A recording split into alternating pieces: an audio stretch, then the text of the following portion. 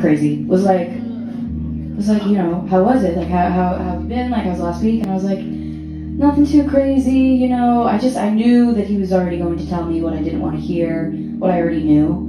And so instead of just being completely honest and truthful, I may have fibbed. And then the next day, I wrote a song about it, and it's called Tornado Warnings. We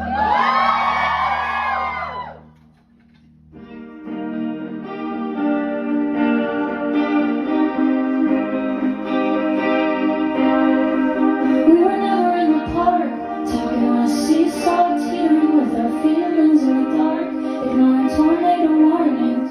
He didn't hold me in his arms. We didn't stumble over the pages of our relationship arc, ignoring tornado warnings.